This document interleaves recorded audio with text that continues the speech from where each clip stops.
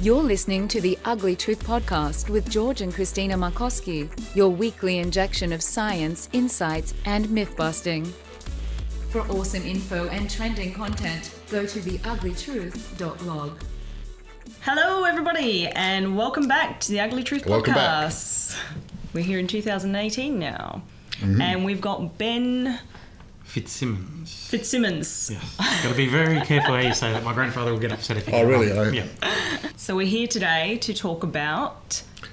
One of your favourite subjects, no? Marijuana. We're talking about marijuana, so I've got my green shirt on to give you guys a visual representation of that. Yep, excellent. And Ben Fitzsimmons is going to tell us a little bit about himself and how he is working with marijuana. Yeah. Thanks, guys. Pardon me. I guess my story is I'm a property guy by background, and got to a point in my life where the property had set itself up to provide me to buy back my time, so I didn't have to work in a full-time job, didn't have to go and do more things than what I already had on my plate, which gave me time to think about things and look at what's happening around the world. And one of the things that sort of struck me that was happening, starting to happen overseas, particularly in the US, was medicinal cannabis. And started reading some of the stories about Colorado where it really took a foothold and how that changed their economy there and changed the way the government works and the way the government's funded. And I thought, well, we've got similar sort of issues here in South Australia facing us with Holden's closure and a raft of other industries that have moved on from here. We've got unemployment issues. We've got government that's spending money that needs revenue to cover off costs. We've also got a situation here in South Australia where it's fairly well known that there is a marketplace for cannabis already in South Australia, and huge marketplace. And I think a lot of people on that side of the coin refer to Adelaide as the Amsterdam of the Southern Hemisphere. It's just not legalised. Well, it's been decriminalised in South Australia. It's been decriminalised. And I mean, at one stage you could grow quite a few plants for personal use. Yes, you grow up to 10. Yeah, up to 10, which is Wow. quite liberal. So South Australia has been the supplier of most of Australia in the black market trade when it comes to cannabis. Yeah. And a lot of people, lots of skills here. Absolutely. And it's a fascinating rabbit hole to dive into and get an understanding of how that world works and what it takes to be in that industry. Also temper that with the attitude from government and police about what they try and do about the industry as well. So it's a very fascinating conversation to have, because it's a lot of people have been touched by it somewhere in their lives. It's I haven't personally tried it, but obviously I've been around people who have, and it's very common in South Australia. Yeah, totally. Yep. However, in Australia, what we're doing is we've got opium farms, and opium's quite a small market compared to marijuana on the world scale. It is, except Australia supplies 50% of the opium to the opiate manufacturers in the world. So wow, that's huge. On a world scale, Australia's a massive player, huge, which is something that is actually at loggerheads against cannabis. Okay, And we're seeing that more and more in the US now, and particularly in Australia now. Australia was last year was the first time that there had been more pharmaceutical related deaths in Australia than illicit substances. Oh, really? So there's a huge problem in the US with what they call the opiate addiction, where people are literally addicted to painkillers, and can take their own life. It's a massive problem. I've read about it recently. Yeah. It's huge. People, because the problem is it's a physical addiction as well. It's not just mental. Yes. So getting off those sort of pharmaceuticals is very difficult. Very and dangerous too, because people can die. Well, it's a destructive drug to your body, whereas cannabis isn't. Which is a very interesting revelation I had, and you think, okay, maybe we haven't actually been told the truth about what this product does and what's the story behind it, and you dig a little deeper and it becomes this real amazing tale. So why do you think it is that cannabis has been vilified in the media, and why is it seen as such a negative thing Okay, you go back to the USA. You've got to talk world politics with this, because you go back to 1937, a man in the USA called Harry Anslinger. And Mr. Anslinger, his former role was to keep alcohol prohibited. And we all know how that turned out. So that created more crime than anything else in America. Exactly right. And so you put yourself in the shoes of him. He's got a foot soldiers out on the front line. He's got a job to do. He needs his role protected, and he stumbles across cannabis, which some of the quotes that you can read attributed to him online about what his statements were in the 30s about cannabis are just horrific. Racist based commentary. He described how he tried cannabis once and turned into a bat, and that's why it's dangerous. And you think, hang on, this is a real interesting character. And so from the decision to basically criminalise what was a freely accepted and freely prescribed by medical professionals up to that point, known treatments. You can go back through time. It's been used by Chinese medicine all the way through history. Cannabis has been used as a medicine. And then along comes this man in the USA, and all of a sudden that global perception of it starts to shift and starts to change through the USA's dominance of the world in politics. Really? Wow. It's interesting that something that happened in USA affected everyone else in the whole world. Yeah. So they started taking control of it. They also took control of hemp, because you've got... Imagine you're a owner of the largest newspapers round in the USA.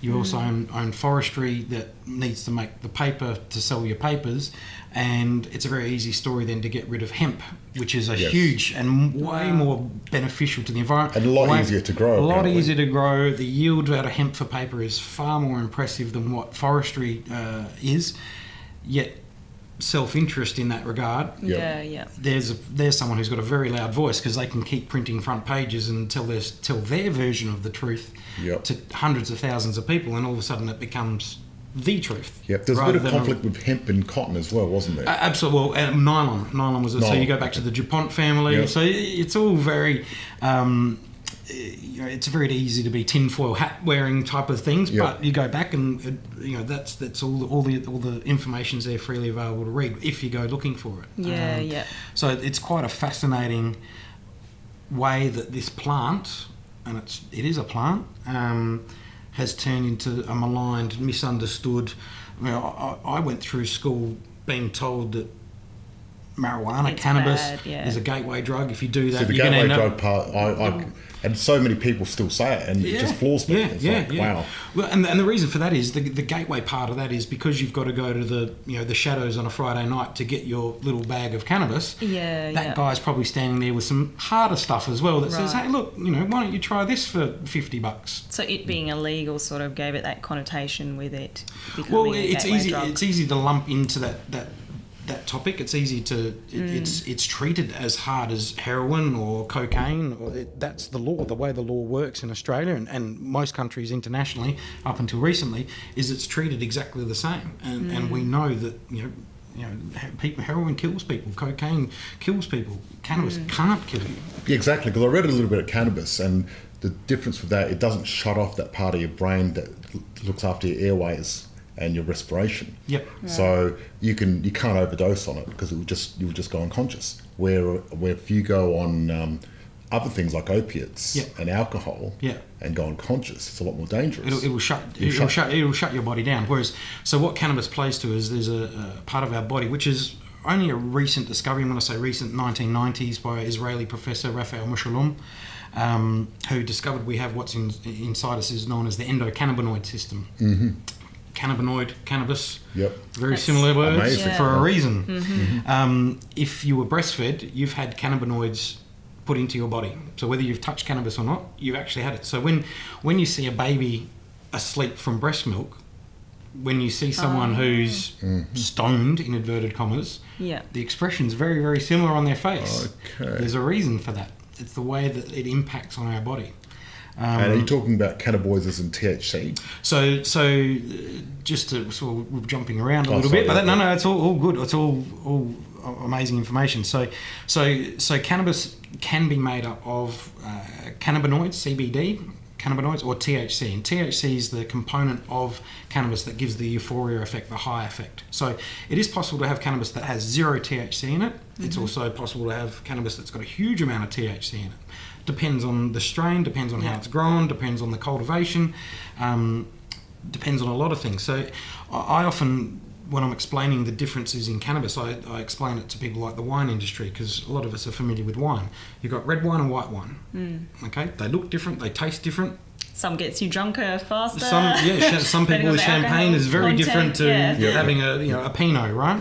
And then inside those you've got Pinot, you've got Shiraz, you've got Cab, Cab Sav, you've got all the variants. Different strains. So if you think of it in that light, it's not just grow a cannabis plant and that's what it is. There's a mixture, massive mixture of what the plants are, and as more and more expertise are uncovered in this area, more and more strains are being grown and trialled and so on. It's a very fascinating industry. And a lot of information recently has come out about CBD, how a lot of health effects like anti-inflammation, things like that. Yep.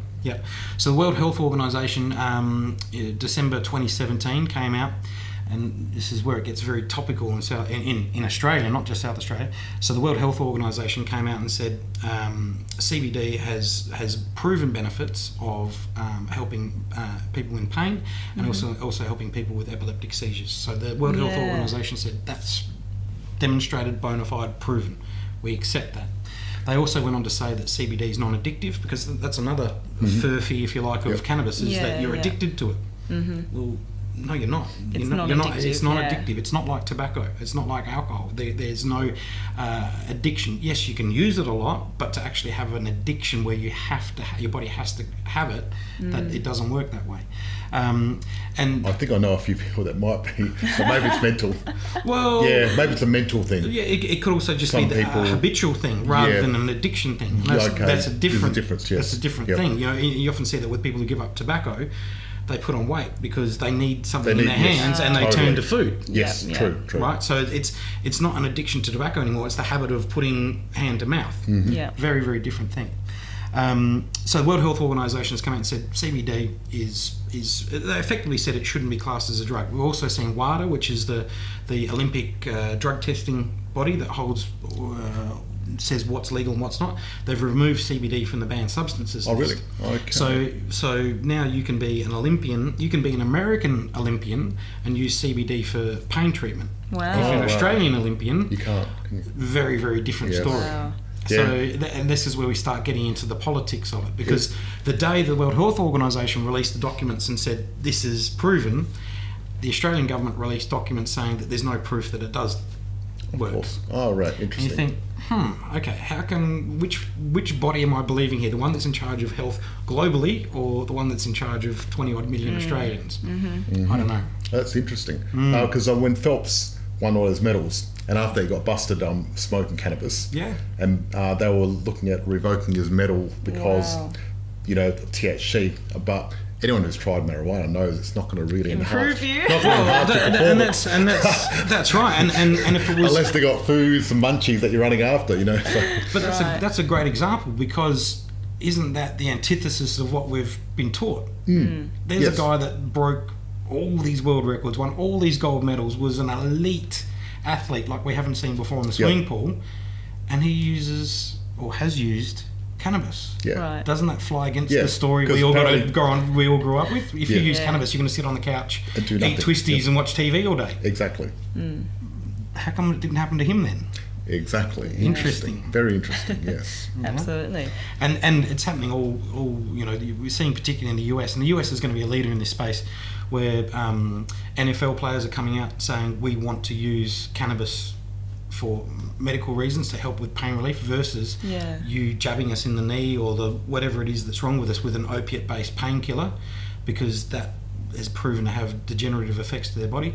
NBA players are starting to talk about it now. You've got a coach of the Golden State Warriors, Steve Kerr's come out and said that he's used medical cannabis for his back pain. Right. So more and more of these stories are starting to come out because now that it's somewhat legalised in the US, it's not federally legal, which is a whole different discussion. But guys who are in California, they can openly say, I use this because it's legal in their state to use it. And so now all of a sudden you've got global superstars talking about how they use cannabis. And becoming the stories sort of change. like the ambassadors for it. Very much. Well, they're starting up their own businesses. They're buying into licensed premises or growing their own products. Well, a lot of people are looking at investing into medical marijuana because it's going to be so big. Because at the moment you're Colorado, and they made a lot of money out of cannabis in the first year, whatever it was, and tax-wise, it was billions and billions of dollars. It's huge. But they've approved it for recreational use as well. California has gone recreationally legal for January 1 this year. Oh, really? Wow. Colorado, I think, and this is... I'll say think because the landscape in the US changes So daily. quickly. There's more states where it's legal than not in the US. Right. Some of those are medical only, and some of those are recreational only. Wow, that's strange. Very strange. Okay, so the stance that the governments take over there, or the local governments take, is that, well, if you want to use this recreationally, fine, but if you want to use it medically, that's also fine. We're not going to stand in your way of doing it. If whatever reason you want to use this, don't go to the doctor and say, I've got back pain, can you help me out? Don't clog the medical system up. If it's just something that you want to go and try or have fun with or use in a recreational sense. So a few of the states actually said, look, we're just going to go straight to recreational. Make it easier. Otherwise, you've clogged up the system. And everyone has to wait in line to get through. And they're going to do it anyway. You're gaming the system otherwise, really. You're right. If people are going to game the system if they really want it. But the fact of it is, let's face it, if someone wants marijuana, they can get it easily anywhere. Absolutely. So, absolutely. Making it legal so my is a challenge waste of with that is, though, having to go to the black market to get it, you don't know how much THC or CBD is in it. Well, you don't know what they've sprayed on it to make it more powerful or whatever. Who knows? Is what's on the label actually true? It's very because dangerous. It's unregulated. You don't exactly know what you're getting, so you're trusting that you're actually getting what the people selling it to you are saying it is, but how do you know?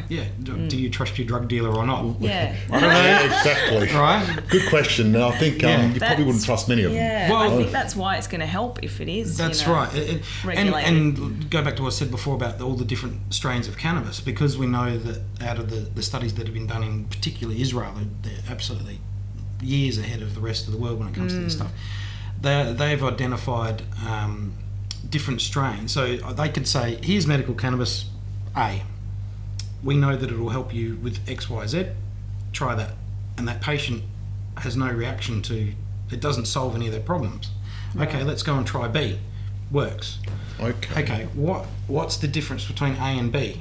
And now they're drilling down to the genetic makeup of the plant, because what the current thinking is, and where it looks like it's mostly headed, is what's called N1 trials. So N1 trials is one type of medicine for one person versus a factory printing out tablet after tablet after tablet of the same stuff saying, look, this all works.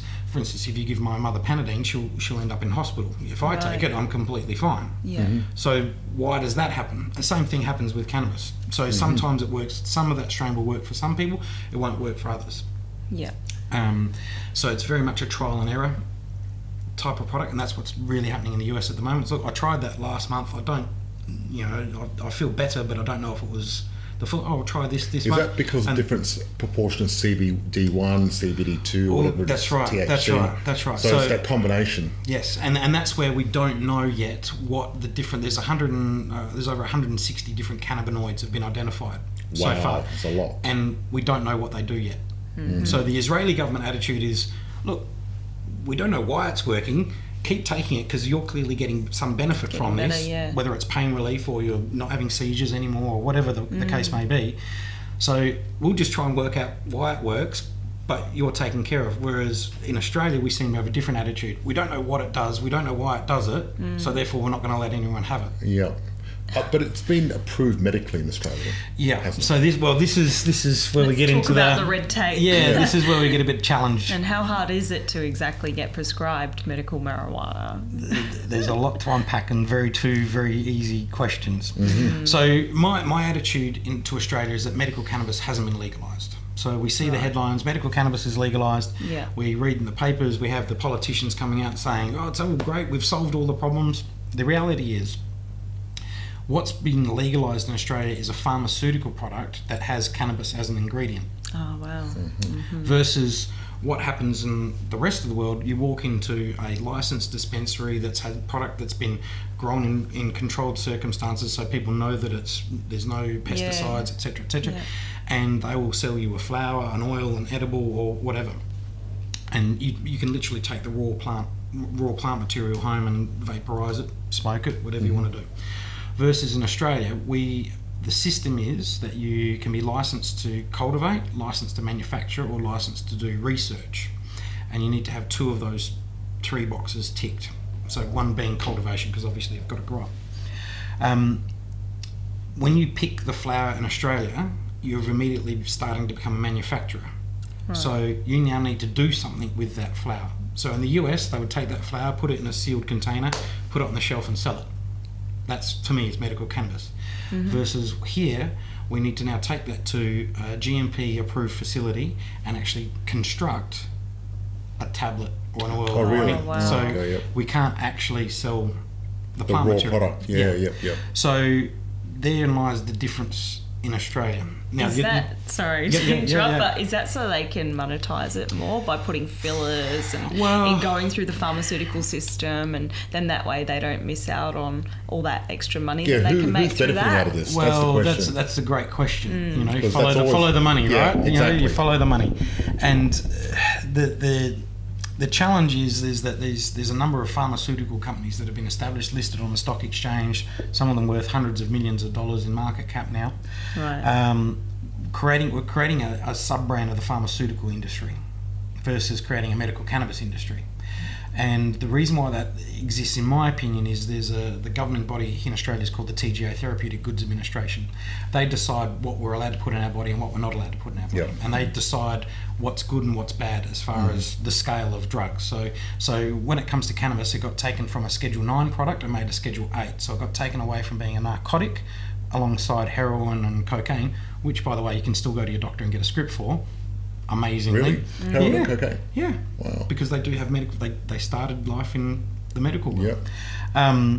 So they've been taken from Schedule 9 to put into Schedule 8. So they've put in the hardest possible category of drug if it's got THC in it. Really? If it doesn't have THC in it, it becomes Schedule 4, which is a little more than something you'd go to the pharmacy and buy over the counter.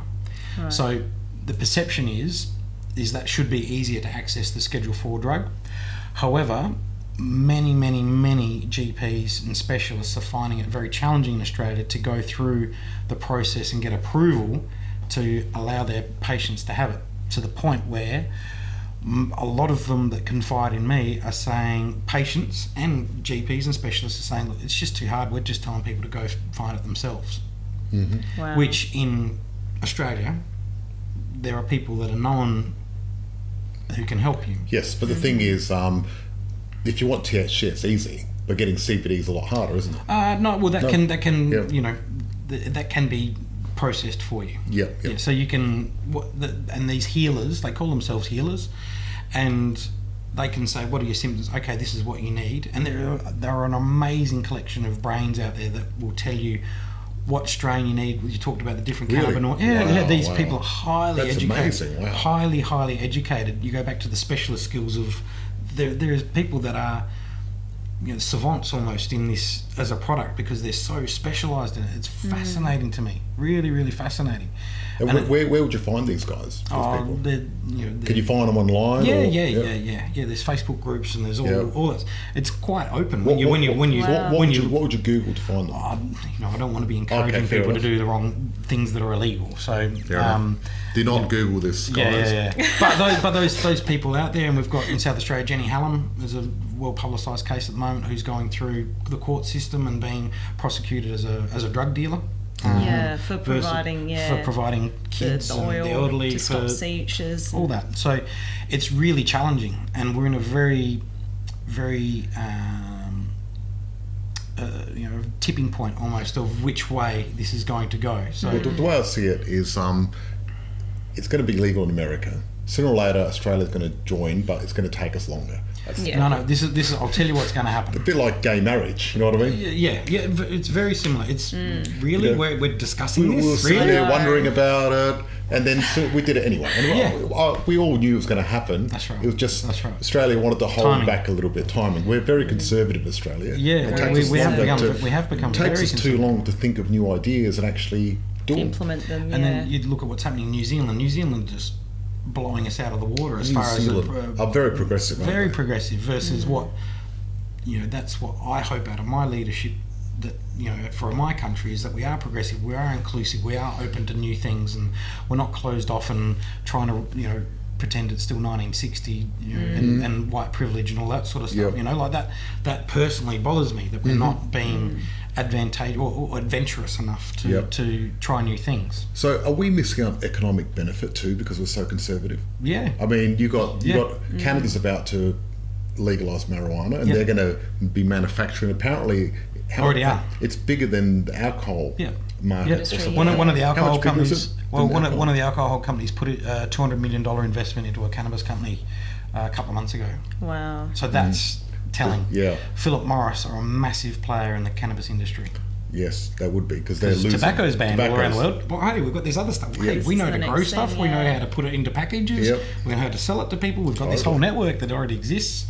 They're very interested. Yes, that would be big for Philip Morris. Huge. So, Ben, your original plans were set to employ around 1,000 people in South Australia. Can you tell us a little bit about your business venture idea and what you've submitted to the government and what's been, what's happened with that whole thing? Okay, so the original idea in South Australia, we've got the Holden plant at Elizabeth, which is a low socio-economic area. It's a massive facility, about 100,000 square metres under roof.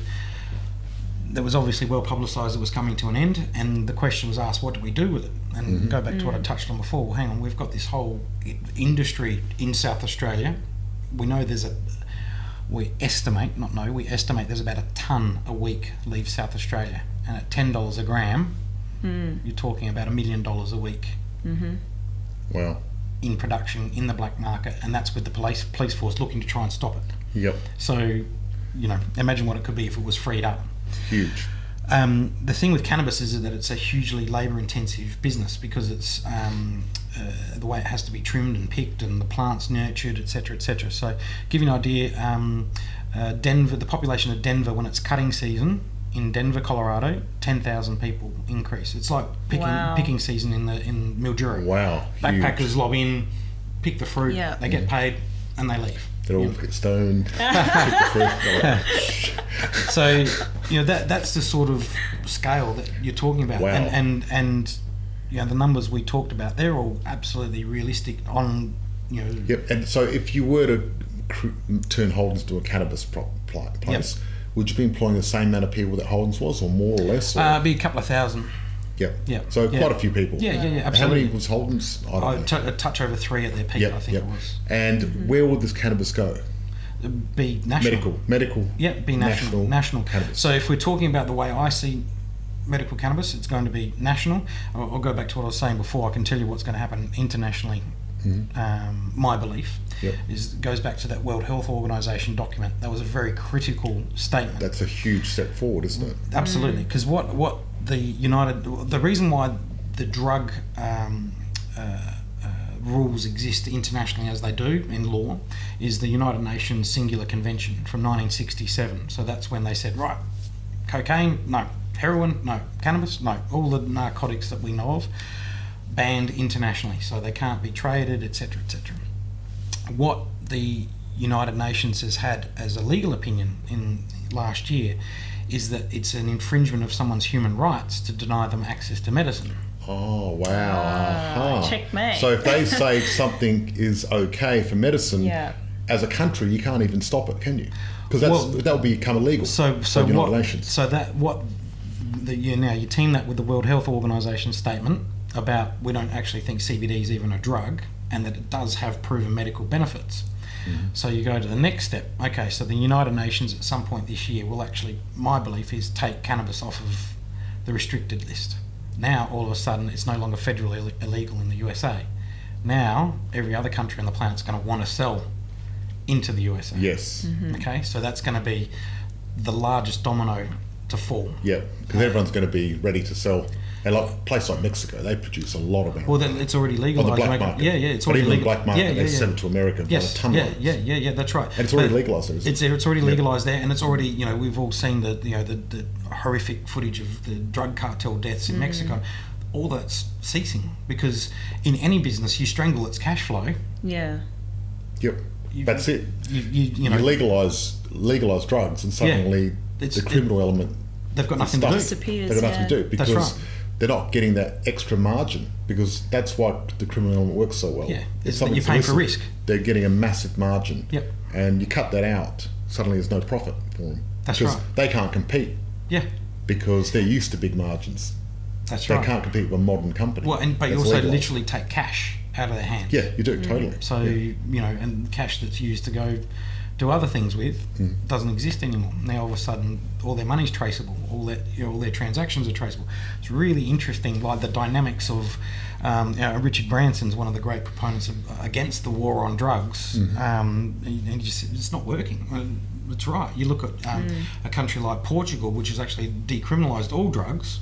What went wrong? Nothing. Actually, drug addicts, there's less drug addicts every year. Well, there's less drug addicts because it's not treated as a criminal problem, it's treated as a health problem, which is what it is. Which it is, exactly. It's because someone, for whatever circumstances in life, puts a needle in their arm with heroin in it, we deem them to be a criminal, but they've created something they're addicted to, and they're not going to get better by putting them in jail or getting them arrested. That's not going to help someone. No. So the current flavour, I hope, is leaning towards more empathy and assistance for people like that, like we've got with mental health. Mental health was never discussed before. Now it's a free and open topic. I can see us as a society going down that path, and quite quickly. Yeah, that's awesome. But you're right, the war on drugs didn't work. No. At all. The war on terror had more terrorism, and the war on drugs had more drugs. Great. Yeah. Well, there's a fascinating documentary, and I wish I could find it. It was one of those late night on TV things, and they actually proved that doing drug busts in, I'm sure it was like, it was in the US, and it was Portland, I think it was, and they actually graphed that when they did a major methamphetamine bust, they could actually chart the crime increases and the hospitalisation increases, because what would happen was the stuff that they didn't get was the only product that was left on the marketplace. So all of a sudden there was a void in the marketplace. The stuff that was left got cut up harder and harder with bad stuff. Right, to fill the demand. Yeah. And that's the stuff that put people in hospital. Whereas the more pure the product, doesn't have that great physiological effect on people. Wow. So you start putting bad product into the marketplace to fill the demand, hospitalisation went up, crime goes up, arrests go up. It's really fascinating to me, and it's something I never thought I'd be talking to people about, but it really fascinates me how we do this to each other. Yes, it's interesting. Things aren't as simple as what people think it is. Just by everything's got an effect. And trying to stop something doesn't necessarily stop it. Sometimes it makes it worse or makes it bigger. Yeah, and you're dealing with very savvy people who, if you put a roadblock up, okay, now we'll just sit down and work out how we're going to... there's all that profit. There's a whole lot of reasons You're going to attract a lot of savvy people. Yeah, well, you've got people risking going to jail to sell a plant, so... It's crazy. Like, Madness. they're prepared to take risks. They're prepared to, and it's... Why are we doing that? Why are we creating, the incentive like you talked about? You disincentivise people straight away, so it's not, and that plays to the fear in the US where if we make it more accessible, more kids are going to use it, and well, actually, what's happened is the opposite, because it's no longer edgy, dangerous. It's not cool. It's mainstream. Exactly. Yeah. So kids actually are smoking less cannabis where it's been legalised. Oh, really? Yeah, because all of a sudden you've taken that edgy danger. You're not anymore. That's right. You're not the guy or the girl that goes and does that stuff, because no one does it anymore. Nobody cares. There's not the stigma attached to it anymore. So what? So Ben, can you explain the difference between recreational cannabis and medical cannabis? Yeah, this is a great question. And I've got choices of how I can answer this for you. Okay. The reality is it's our attitude towards it. Right. Okay, so I can grow a plant in a approved facility and grow the exact same strain next to it. It's going to look exactly the same, put it in brown paper bags, and you will not know the difference. The reason is because it's a plant. There's nothing magical about one or the other. There's nothing bad about one or the other. It is what it is. It's just our tolerance and our understanding of what it is. So when we talk about medical cannabis, it's what the intent is of it, what it's used for. So it's it's put into grown in a controlled environment, and it's prescribed to say, look, if you take 5 mils of this, or if you do this with this product, we believe this will be the effect. Versus recreational, people don't necessarily know what they're consuming. They don't know when they should stop consuming it. And it's done for fun versus for medical reasons, for relief. So when it comes down to the actual product, there's no difference. It's what we put on it as a human being, our perceptions and our choices, what we put on that product. Whether it's like alcohol. You know, if I choose to drink 5 bottles of wine, I've got a problem. If I have a sip of wine, it's a different. I mean, I'm enjoying it at a different level. I'm consuming it for different reasons because I like the taste or I like the social experience. Versus, right, I'm troubled. I've got things I want to forget, or I want to, escape life for a while. I'm going to consume so much of this that I can escape. You're coming from 2 different places. Yes, but a lot of medical marijuana's just got CBD in it, which doesn't really get you high. You're not going to have a lot of fun having CBD. That's very true. That's very true. There's a lot of proponents that will talk about what's called, you would have seen in the things you've read, talk about whole of plant, and whole of plant does have THC in it. Yep. So THC does have therapeutic benefits. Yes. So you can consume, so the Australian government said up to 2% of the product can be THC, because that we don't believe will give you any high. Yep. The more THC, the more likelihood you're going to have a high, right? So you can still consume something that's 98% CBD, 2% THC. You're still consuming THC, but you're not going to get high from it. It's so don't discount THC from the product completely. All right. Yep. Okay. But there are products out there that you don't need THC. If you've got some symptoms where we know THC doesn't actually have a benefit to it, then just consume the CBD. Yeah. So it's interesting that humans have got CBD receptors. Yeah. Yeah. So do you know why? It's you know what I mean? Like, it's interesting we've got them. Like, well, we're built to consume this stuff. We are. That's the funny thing. That's and it sort of makes you a little frustrated. Yeah. So what did Paleo Man do? How did he get his marijuana? Well, he did it by accident, I suppose. Well, I guess most things. I don't know, but this CBD naturally occurs in a lot of plant products. Oh, right. Okay. Right? So I can take you across the road to the supermarket here and walk you down the fruit and veg aisle and say that one. Give you got examples. So ginger, turmeric. Oh, really? Wow, and they're all anti-inflammatory. Isn't that interesting? Yeah, ginger and turmeric, yes, they are. So they're anti-inflammatory. Connecting the dots, right? Yeah. You can go, okay, so is this stuff that bad? I don't know. And I wonder if that's what makes ginger and turmeric that good. Well, it's built, again, our bodies are built to consume it. Yep. Okay, so ground pepper has got products in it as well. So there's all these. No wonder I get half ground pepper in my food. It causes you to sneeze when you're sniffing, right? Yeah. That's the side effect. No, it's a fascinating thing, and it's also then you go to the policing of it, and with roadside testing and driving with cannabis in your system and all that sort of stuff. They're testing for THC because it's known that you can consume CBD, which is you could have gone and smoked a joint that's got a CBD strain in it, and you'll pass the roadside test. But you've consumed something that's deemed to be illegal. THC. Yeah. Yes. Oh, right? yes. So how does that work? Yes, that's interesting. Because the test doesn't worry about CBD. Yeah. Because it's naturally occurring substance. What if you had that strain of only 2% THC? Would you still get busted? You would most likely have a positive result because it's got the THC component in it. Mm-hmm. Yeah. Yep.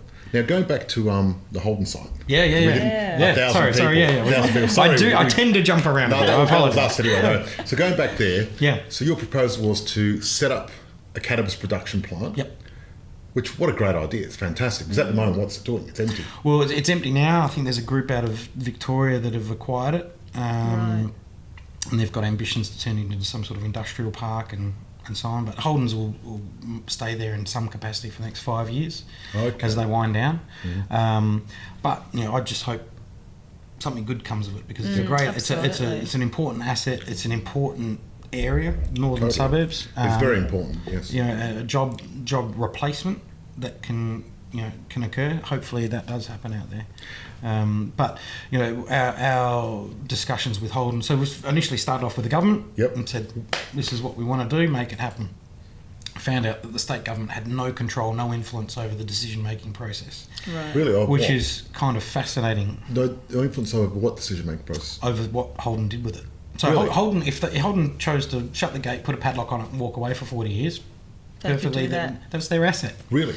So we, as a people, gave this company millions and millions and millions of dollars, and didn't think to have some control over, have some influence over the asset if they ever chose to walk away. Is that because they own the land as well? Yeah. So it's Holden's asset. So it's real estate. Really. Yeah. So you're dealing with a listed company. They've got due process they have to follow. I ended up talking with one of the heads in Hong Kong about what the disposal process would be. We were in that conversation at the table and got overcome by a superior bid, which I won't go into too much. Okay, so it was all about money at the end of the day. Yeah. Because So Holden want to sell it for the most money. That's right. They've got shareholders. And the number I was comfortable with and was in the ballpark and didn't end up being anywhere near close. Wow. So did the government? Because I heard the government hampered the whole thing. Is that true? Or no. So the state government's actually been quite proactive. We're the only state in Australia that's got an Office of Industrial Hemp and Medicinal Cannabis. So we actually have government people that I can call up and say, "Tell me about this. Help me with that." No other state's got that. We've got the least restrictive regulations when it comes to the doctors and GPs. They unfortunately get gazumped by the national laws. So the state government has been proactive, and if they did have some influence or control, I think the situation at Holden's may have ended up completely differently. We may have ended up with something like Tonsley where Mitsubishi were, and that's turned into a government asset that they're rebirthing and creating industry and really incubating jobs and that out of, because it's a fantastic facility, a fantastic outcome. Holden's just became a straightforward real estate commercial play. Right. The government could have put their hand up, as they have with some other assets, Clipsal and Caroma, and tried to secure it themselves and reposition it themselves, but they left it to the marketplace to work out what to do with it. Yep. Is there other opportunities for medical cannabis growth in Australia, of South Australia? Do you really need to be? Does it have to be? Not at all. Does it have to be indoors? No. Well, it should be. I think if you look at what's happening over in the US, if you have open field growing, you're open to contamination. Bugs, You've got pests, but also whether it's other plants, just seeds flying through the window all of a sudden amongst your grow. That's a challenge. Security is another issue as well. All of a sudden it won't take long for people to know where there's acres of cannabis being grown, so they want it grown indoors, and the very minimum that means greenhouses, but preferably. So do they grow opium indoors in Tasmania? No, but that's what. You can't go and steal 5 opium plants and go to your local guy and say, "Here's some opium plants." Oh right, of course, because you've got to process. You've got to process it. There's a whole. Oh right, so it's very different, the where marijuana, all you can do is grab the bud. And you've got you've got potentially tens of thousands of dollars sitting in your backpack. Opium different. So that's the difference. Do the opportunities exist? Absolutely. We're constrained locally at the moment by the federal laws and the federal setup, and we knew day one that the way the federal rules were going to be set up was going to be problematic. I offered to fly someone from the US who wrote the laws in Colorado, California, Washington. I said, this is where the Australian government's going to come out. And he said, mate, I need to get on a plane and get down there because they don't know what they're doing. Mm-hmm. Yeah. You know, get me down there, get me in front of these people and I'll take care of it. I offered that. Don't need it. We know what we're doing. Yeah. Mm-hmm. And as it's turned out, probably haven't got it quite right because you might as well learn from someone that's already got success. Well, in business, isn't that what you do in business? You go, I want to know how to, how to do X. I'll go and study the guy that did X. Or, if I want to build electric cars right now, probably go and look at what Elon Musk did and reverse engineer what he did versus. You don't want to reinvent the wheel. That's right. You know what problems, and you'd learn fast. Versus failing. And so I think a lot of people find common sense in that approach to a lot of different things, but in Australia we seem to think we can do things differently sometimes for some reason that I'm yet to work out. Interesting, yeah. So what are your new plans? Are you trying to still move forward with the whole idea of setting up a facility and then providing that service? Yep. I've got a freehold commercial property that is awaiting licensing at the moment. Right. We intend to import our own product from overseas in the meantime until we can get set up and selling or growing. And we've also got a arrangement with a local higher tertiary institution to do some research into it as well. So we're very well positioned to take advantage. We just need a couple of more balls to drop down for us, but they're out there waiting to be. To move forward. So you're looking at hitting the national market. Because the American market is going to be swamped, isn't it, from every country in the world? Yeah, but we've also got relationships in the US already, where it's amazing what happens when you go to America and you go to some of these conventions and you say, I'm from Australia. You get all of a sudden you're sitting at the table with the big boys saying, right, tell us about what's going on. So I've got some amazing connections to some real influential people in the cannabis industry in the US. Also got connections to sports stars in the US who are very vocal in this space. So we're looking to activate those things and those relationships because, as you know, businesses network and relationships. And that's right, And so, take advantage of those. And I don't know where it's going to go, but I think it's going to be a big year. And where we sit today, Australia and South Australia, by the time Christmas comes around, I think we'll be talking about a very different dynamic. Really? Yeah. Yeah, very confident. That quickly. Very confident. So I knew sooner or later we'd get there, but I thought Australia's pretty slow. Well, no, it's as simple as a government coming out and saying, we touched on it before we started speaking about you could grow 10 plants South Australia for personal use. So we've already shown in South Australia we've actually got a tolerance for this. True, yeah. Okay, so we know where the bandwidths of the rules are. So all it would take is for someone to come out and say, you know what, we've already decriminalised it. Now this is what we're going to do. And all of a sudden we've got an industry. Yep. Wow. Right. So, but you put yourself in the shoes of the politicians that have to sell that story, and they're flying in the face of 70 years of telling people like us, educating people like us, this is bad, it's going to rot your brain, it's going to do this, it's going to it's a gateway drug, if you're a girl you're going to end up being a prostitute because you smoked a joint. All those stories, that's the stuff that we used to get taught, right? Wow, crazy. And now all of a sudden I want that politician to stand out the front of my facility and say, sorry about that, we haven't got it quite right for the last 7 decades. This is actually really good and going to provide a lot of jobs and a lot of... It's a really hard PR spin. Because all the politicians are going to have to do a backflip on their stance. But that's happening. Australia, we see Richard Di Natale with the Greens. He's an MD, he's a doctor. He gets it. And he's really going in hard because what was voted on in Canberra versus what we've got after it's been through the bureaucratic process, very, very different to what the intention was. So that's where I think we've got a number of, the troops are surrounding the castle. Yep. Okay. And there's once the first state falls, the rest will go. And it's a matter of who goes. In my opinion, it's a matter of who goes first. And I think South Australia could be positioned to go first. We could do that. So at the moment, we're about to have an election here. Yeah, that's our challenge. And we've got a whole dark horse coming in, Nick Xenophon, out of the blue. Yep. which is really going to upset the apple cart because we've been under Labor for a very long time. Yep. And it looked like it was going to change to Liberal, but now who knows what's going to happen. Yeah, that's where all the polls that get done, whether it's the local media, Morgan Gallup polls, just the man on the street with your clipboard, all of them come back 90% in favour of decriminalising or legalising cannabis. Yep. So now you're a political party that's all of a sudden gone from a strong position or ambitions of being elected, and you've put in this Nick Xenophon character into the mix.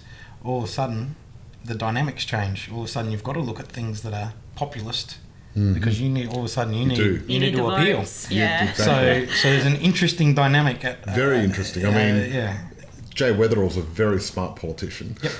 And he knows. I mean, recently he did the biggest battery in the world. Yep. And got all that publicity from. Huge. He had so much negative publicity, and he spun it around, and now he's a bit of a hero. Yeah. Did a great job of it. Yeah. I must say, as a politician, he's very good. And that's why I guess they've been in power for how long now? Oh, this will be their 16th year. That's a long time to be in power in one state. Yeah. But also that also comes that you get a clumsy, clunky machine sitting behind it, and you also build a machine that's very good at protecting itself. Okay, yes. Which is interesting. So from a political point of view. The challenge is if you had someone in for too long, it can get stale. Yes. Yeah. But they've become very good at marketing. Very good. That's one thing they're very good at. Yeah, absolutely. Absolutely. Anyone that's been that long, that's what they're really good at. But you want someone good at government as well, not just marketing. That's right. Because government's more important than governing. Yeah. That's what we want. Yeah, absolutely. So that's a whole nother conversation. That's another podcast. Yes. Ben, going back to your company and what you're setting up here in Adelaide, when do you think that will be open to investors? Well,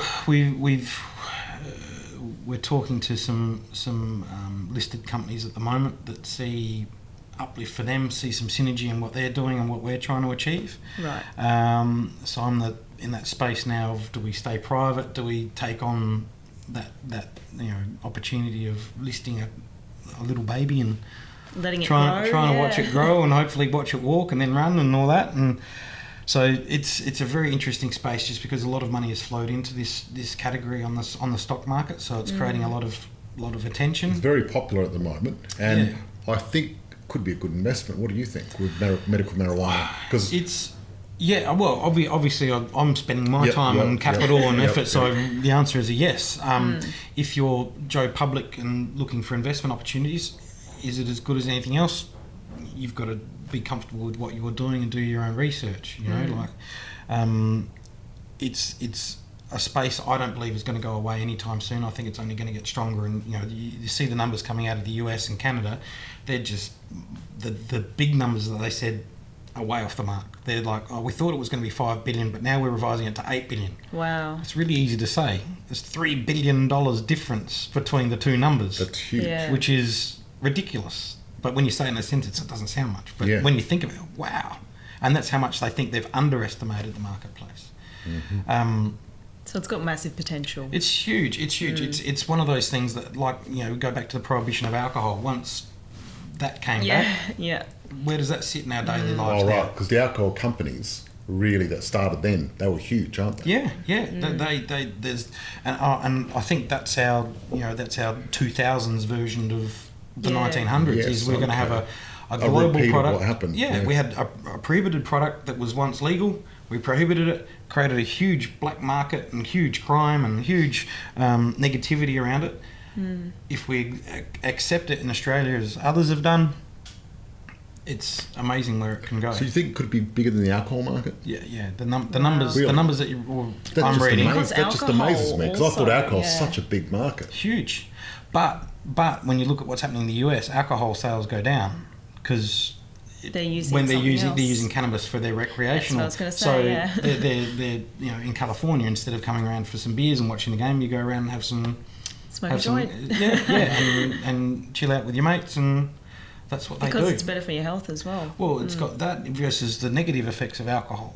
So there's a whole. I can almost counter any argument with data and with facts. Evidence, one of the ones that I don't enjoy, but is prevalent at the moment, is drug driving. we're in South Australia very hot on drug driving. Well, the data in the US actually says the road toll goes down 11% when you legalise cannabis. Really? Well, people that are stoned drive really slow, don't they? Exactly. And I had a toxicologist. You're true. It's right. It's right. I had a toxicologist call me, and their company does the drug testing for major brands. They don't need to drug test people. All they do is look at that car going really slow. That guy's stoned. Well, that's right. Because and this guy, he said, "What's your take on it?" And I gave him my thoughts, and I said, "What's your take?" And he said, "Well, we're really struggling with it because we actually don't think it does anything bad. We actually think it improves." He said, "But I can't go to the head of a major airline and say, you know what? The pilot that's got 400 people on his plane is probably going to be okay." Really? Because that is not a good story in the marketplace. So they think you're safer if you're stoned? He didn't go... I don't get that. Because you're less likely to make rash decisions. Of course. Because you're actually... Your decision making... people who've been in accidents talk about how slow it happens.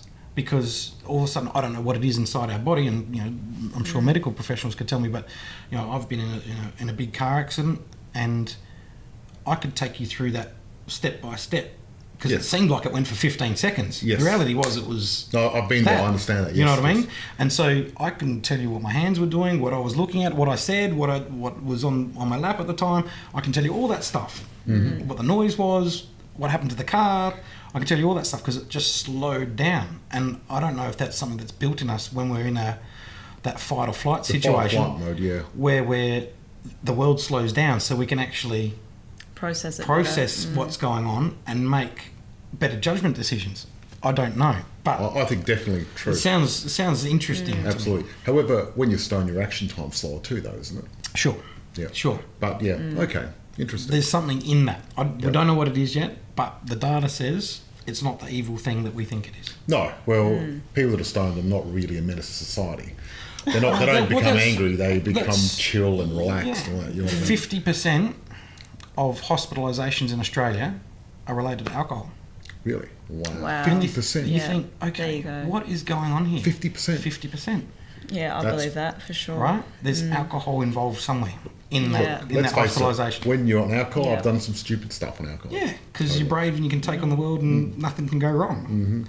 And you think, wow, like if we took that out of the society, not saying completely, but if it was tempered, what impact does that have on the health society? What impact does it have on our physicians and the nursing and there's huge benefits in that. Mm-hmm. It's fascinating. Like you can just go down these rabbit holes upon rabbit holes with this stuff because the data says that it's critical to our future almost.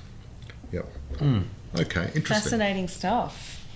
Well, Ben, thank you so much for joining us today on the show. It's Where been great, can our audience find you? Boring people on Twitter with relentless cannabis facts. My thing is at Ben Fitz, BENFITZ. My company is WeCan, WECAMM. Beautiful. We'll follow along. Put those in the show notes where people can find you. And thanks for joining us and opening up the discussion. It's been a pleasure. Thank you. Thank you. Cheers, guys. Thanks for listening. See you next week. For everyone listening, thank you once again. Stay well and see you next episode. For awesome info and trending content, go to theuglytruth.blog.